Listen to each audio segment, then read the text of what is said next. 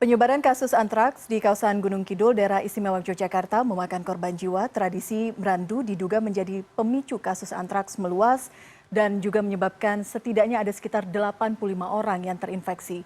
Apa sebenarnya tradisi merandu ini? Kita akan berbincang dengan sosiolog Visipol UGM, Abe Widianta. Mas Abe, selamat sore.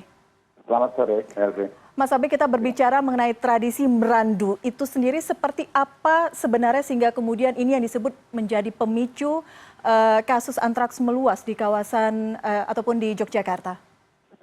Iya, secara sosiologis saya kira ini adalah peristiwa di mana itu adalah tradisi. Nama berandu itu sendiri sebenarnya nama yang sangat lokal yang untuk menunjukkan tentang bagaimana masyarakat desa bergotong royong di dalam meringankan beban ketetanggaan mereka dirawat dengan cara bergotong royong. Tapi ini spesifik, gotong royongan ini di level ketika mereka kemudian menyembelih sapi yang mati tiba-tiba, dan untuk meringankan keluarga yang kehilangan sapinya itu, mereka berkontribusi dengan membagi-bagikan daging itu dan membayar barang jauh lebih murah dari pasar agar itu tidak terlalu besar kerugian yang ditimbulkan oleh adanya penyakit itu, gitu ya, oleh karena sapi mati itu, gitu ya.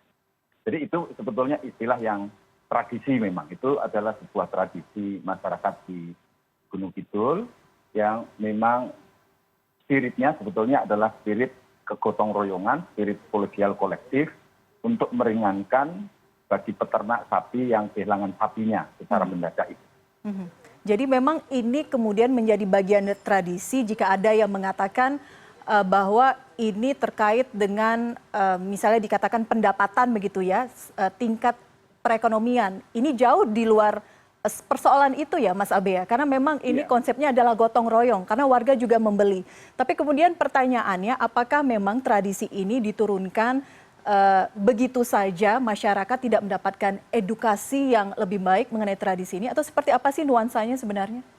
Persis, jadi ini kita perlu luruskan ya, jadi berandu ini memang tradisi tadi, menyembelih sapi dan membagikan daging itu, dan warga yang kemudian dibagi dagingnya itu harus mengganti berkontribusi sebagian untuk korban gitu ya.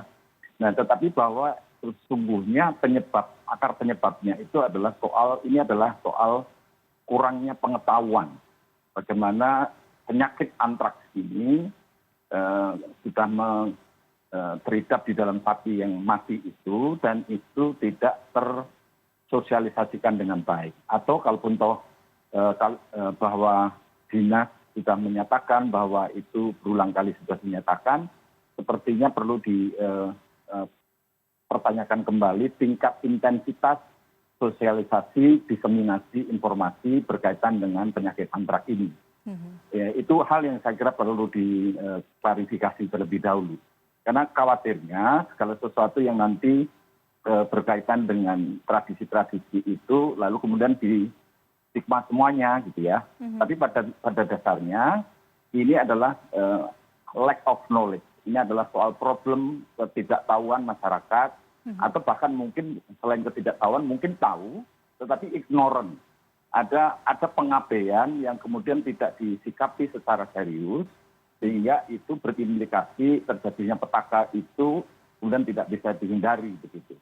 Artinya ada dimensi preventif, pencegahan yang mestinya bisa dilakukan secara lebih intensif dengan melakukan sosialisasi, tentu bahwa ini multi stakeholder yang ada di pemerintah Kabupaten Gunung Kidul maupun juga di berbagai lapis masyarakat mesti kemudian memang turut serta di dalam mendiskriminasikan pentingnya persebaran antraks itu seperti apa, lalu berbagai cara bagaimana mengantisipasinya.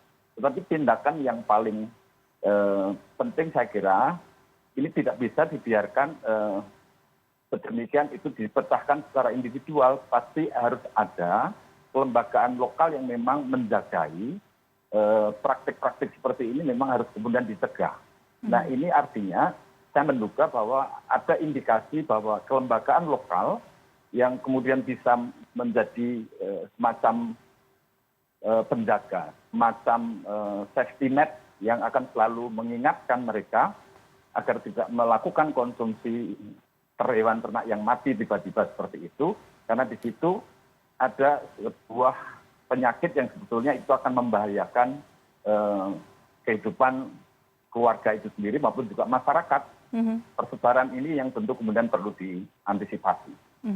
Kelembagaan lokal itu sendiri bentuknya seperti apa? Apakah kemudian ini menjadi tanggung jawab perangkat desa kah, kepala dinas kesehatan atau seperti apa, Mas Abe?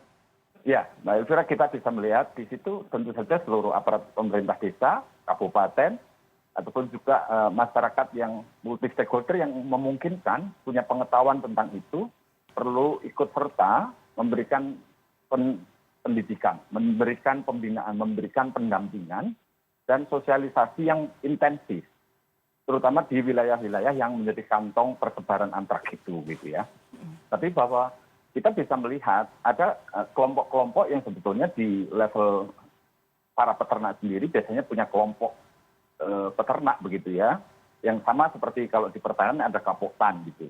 Nah, saya kira kelembagaan-kelembagaan ini yang mesti kemudian aware, perlu memberikan pendidikan, pendampingan, pemberdayaan, tetapi nanti ada satu hal yang kita, ini PR lama yang belum dikerjakan oleh kita semua sebagai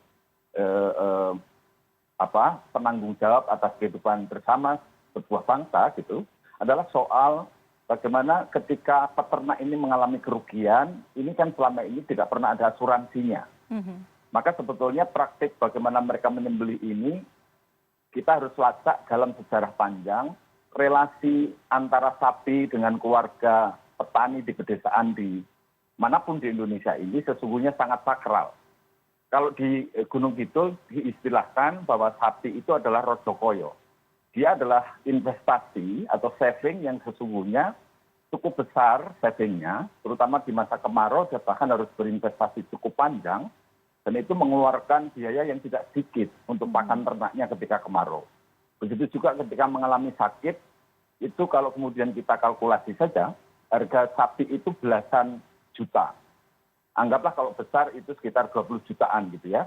Lalu bisa dibayangkan kalau kemudian uang sebanyak itu belum itu termasuk tanggungan pakan ternak yang harus kemudian ditanggung para petani, itu artinya investasinya itu sangat besar. Maka kalau kemudian saving, investasi dari masyarakat di masyarakat agraris kita itu tidak pernah dipikirkan bagaimana asuransi kegagalan beternak seperti ini, sepertinya ini akan menjadi problem yang berulang ya. Karena apa? Sekali lagi bahwa relasi antara manusia, keluarga-keluarga petani di seluruh Indonesia ini dengan ternak mereka itu sangat sangat dekat. Bahkan itu sudah menjadi bagian dari keluarga yang selalu dirawat dengan sungguh-sungguh, dengan sepenuh hati, dengan keterlibatan tenaga, pikiran, biaya yang juga sangat besar. Maka tidak aneh kalau kemudian yang terjadi ketika sapinya mati, sebetulnya dia kehilangan saving yang cukup besar itu, Mbak Elvira. Jadi bisa bayangkan saja kalau satu keluarga punya 5 sapi, itu sebetulnya sudah 100 jutaan. Maka kalau kehilangan investasi satu sapi mati itu 20 jutaan, maka bisa dibayangkan pasti ada rasa eman, ada rasa sayang gitu.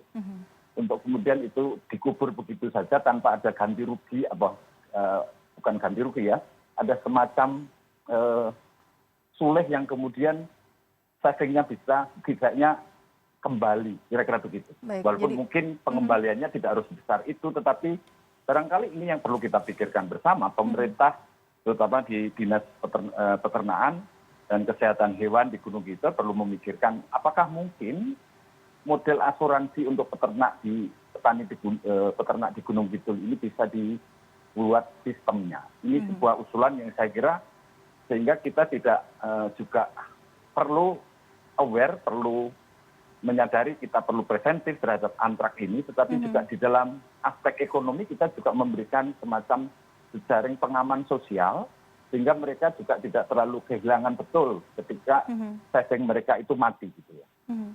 Ya, karena memang ada value di sana, ada nilai-nilai yang sudah diturunkan mungkin hitungan puluhan tahun, ratusan tahun mungkin, kita tidak tahu. Mas Abe tadi usulannya sangat menarik bagaimana kemudian sistem seperti pergantian ada biaya tertentu begitu ya. Mas Abe, jika kita berbicara mengenai kondisi saat ini, setidaknya ada 85 orang yang terinfeksi antraks di kawasan Gunung Kidul, Yogyakarta. Ada suara-suara yang mengatakan jika kemudian tradisi ini untuk sementara dihentikan terlebih dahulu, apakah memungkinkan ini untuk memutus setidaknya penyebaran wabah antraks di sana? Tapi perspektif dari seorang sosiolog seperti apa, Mas? Iya, saya setuju bahwa ada aspek-aspek yang perlu kita pikirkan kembali tentang tradisi. Tradisi ini tidak selamanya baik ya. Tradisi kita itu juga perlu ditakar kembali ketika zaman sudah berubah. Maka tradisi itu tidak bisa diromantisir, harus juga bergerak bersama waktu. Tradisi juga harus memutakhirkan dirinya, bertransformasi, juga memperbarui dengan apa? Stok pengetahuan yang mengikuti perkembangan dan perubahan zaman. Kita bisa bayangkan, antraks barangkali beberapa puluh tahun yang lalu belum semasif sekarang. Sehingga saya kira pengetahuan-pengetahuan baru, di mana sebetulnya zaman dengan seluruh teknologi canggihnya sebetulnya melahirkan model-model kompleksitas persoalan-persoalan yang sangat berkaitan dengan makhluk-makhluk kecil, ternik, dasar ternik yang itu juga mengancam kehidupan kita. Lebih karena kita memang juga cara hidup kita sudah disertai dengan adanya begitu banyak GMO dan segala macamnya ya. Jadi ada semacam hewan yang dikloning dan segala macamnya. Kecanggihan teknologi ini juga melahirkan risiko-risiko seperti ini. Nah, ketika kita bertahan dan mengglorifikasi atau begitu kekehnya mempertahankan tradisi yang sesungguhnya itu berisiko, itu sesungguhnya tidak tepat saya kira. Maka ini perlu diadakan sebuah diseminasi yang intensif sungguh, yang melibatkan bagaimana para intelektual lokal, tentu saja ada intelektual organik di masing-masing desa, di masing-masing dusun, dan itu yang kemudian bisa dipakai untuk corong, bagaimana mereka menjadi garda terdepan untuk menjagai tentang keamanan kesehatan semesta di lingkup desa itu. Artinya semesta, bagaimanapun juga kita ini berhubungan dengan relasi kita manusia ini berhubungan dengan hewan, berhubungan dengan lingkungan, maka ini sebetulnya adalah bentuk dari penjagaan kesehatan yang lebih holistik.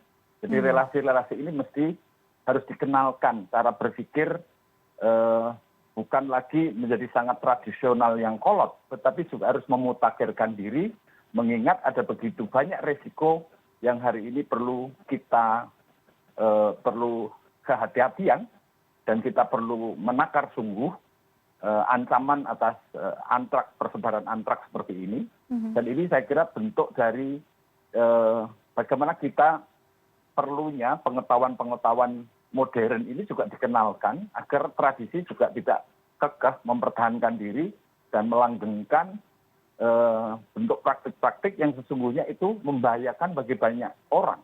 Saya kira ini yang secara sosiologis betul itu ada local wisdom-nya, bahwa ada kegotong royongan, tetapi untuk aspek yang satu ini hati-hati. Gotong royongan seperti ini saya kira tidak tepat. Lebih yang kemudian harus didorong adalah soal bagaimana secara sistem pemerintah lokal perlu menciptakan sebuah sistem asuransi, sistem tanggung renteng yang dirancang orkestrasi secara sistem besar, jangan terlalu kecil-kecil, yang dimana itu nanti lalu tidak punya impact yang luas ya. Saya kira itu hal yang bisa dilakukan dalam beberapa tahun mendatang gitu ya. Baik.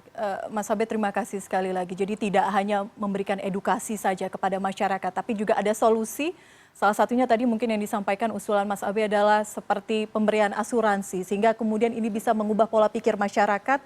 Dan kita berharap sekali lagi bahwa wabah antraks di kawasan Gunung Kidul ini tidak menyebar, tidak ada korban jiwa, dan penanganannya bisa dengan cepat dilakukan. Mas Abe Widianta, sosiolog Visipol UGM, terima kasih perspektif Anda di Newsroom sore hari ini. Selamat sore. Selamat sore.